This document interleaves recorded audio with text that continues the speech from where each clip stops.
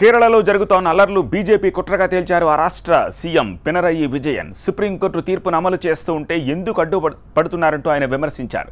బిందు కనకదుర్గ రక్షణ కోరినందునే పోలీసులు భద్రత కల్పించారని కేరళ సీఎం తెలిపారు. శబరిమలకు వచ్చే భక్తులకు రక్షణ కల్పించడం రాష్ట్ర ప్రభుత్వ బాధ్యత అని విజయన్ అన్నారు.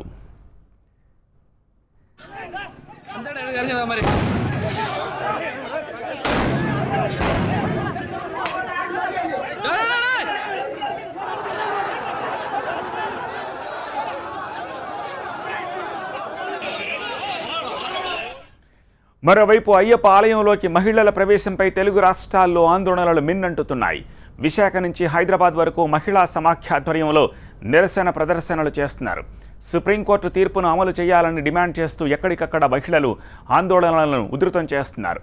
మహిళలు ఆలయంలోకి ప్రవేశిస్తే సంప్రోక్షణ పేరుతో గుడి తలుపులు మూసేస్తారా అంటూ ప్రశ్నిస్తున్నారు. ఆలయ నిర్వాహకులపై కోర్టు ధిక్కరణ కింద అరెస్ట్ చేయాలని డిమాండ్ చేస్తున్నారు.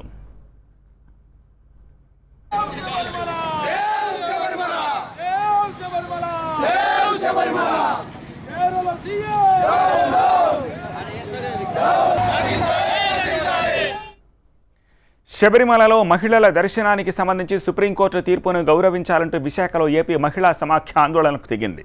మహిళల ప్రవేశం తర్వాత ఆలయాన్ని శుద్ధి చేయడంపై అట్రాసిటీ కేసు పెట్టాలంటూ డిమాండ్ చేశారు. హిందుత్వ ముసుగులో బీజేపీ నేతలు దాడులకు తెగబడుతున్నారంటూ మహిళా సమాఖ్య నేతలు విమర్శించారు. ఆలయంలోకి ఏ భక్తుడిని స్వాగతించాలో ఎవరిని దూరం పెట్టాలో అయ్యప్పకు బాగా తెలుసని ఫైనల్ జడ్జిమెంట్ ఆ స్వామిదే అంటున్నారు అవధూత దత్తపీఠాధిపతి శ్రీ గణపతి సచ్చిదానంద స్వామి. ఇందులో ఎవరు ఎలాంటి గొడవలు పెట్టుకోవాల్సిన అవసరం లేదని, అంతా అయ్యప్పే చూసుకుంటారని అన్నారు.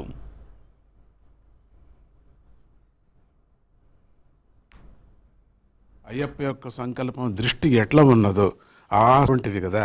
ఎవరు చెప్పి వచ్చింది అవతారం కాదు కదా. అందుకని అయ్యప్ప సంకల్పం ఏముందో జరుగుతుంది. అవసరము అనవసరం అనేది అయ్యప్ప స్వామికి వదలాలంతే. మేమంతా అయ్యప్ప స్వామిని నమ్మినటువంటి వాళ్ళు, వీళ్ళు నమ్మారు, వాళ్ళు నమ్మారు. అందుకని ఆయనే జడ్జిమెంటు, ఆయనే పూర్ణమైనటువంటి అధికారం ఆయనకే ఉంది. ఆయన సూక్ష్మ రూపంతో అన్ని చేస్తాడు. హైదరాబాద్లోనూ మహిళల ఆలయ ప్రవేశంపై ఆందోళనలు కొనసాగుతున్నాయి. గుడి సంప్రదాయాలను గౌరవించి మహిళలు వెళ్లకుండా ఉంటేనే మంచిదని అంటున్నారు అయ్యప్ప భక్తులు.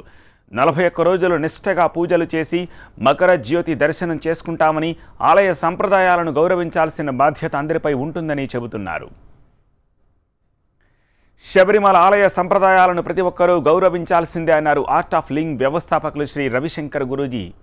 గత కొన్ని రోజులుగా శబరిమలలో జరుగుతున్న పరిణామాలు బాధించాయని, దీనిపై కేంద్ర రాష్ట్ర ప్రభుత్వాలు ఎవ్వరి మనోభావాలు దెబ్బతినకుండా చర్యలు తీసుకోవాలని సూచించారు. తాను త్వరలో శబరిమల దర్శించుకుంటా అన్నారు Shri Ravishankar. Today God's own country, Kerala, is burning. I call upon the people of Kerala to exercise utmost restraint. At this time, both the government and the activists and the devotees will have to exercise restraint. It's so sad that so many people are hurt and so many lives are lost. You know, if at all we need to bring reform in tradition, it has to come from within. BJP RSS కలిసి కేరళలో విధ్వంసం సృష్టిస్తున్నాయని విమర్శించారు CPI జాతీయ కార్యదర్శి నారాయణ. హక్కుల కోసం పోరాడితే వారిపై దాడులు చేస్తున్నారన్నారు. కేరళలో అల్లర్లకు కారకులైన బీజేపీ ఆర్ఎస్ఎస్ నాయకులను అదుపు చేయాలని డిమాండ్ చేశారు. శబరిమల విషయంలో సుప్రీంకోర్టు తీర్పును సిపిఐ స్వాగతిస్తోందని నారాయణ చెప్పారు.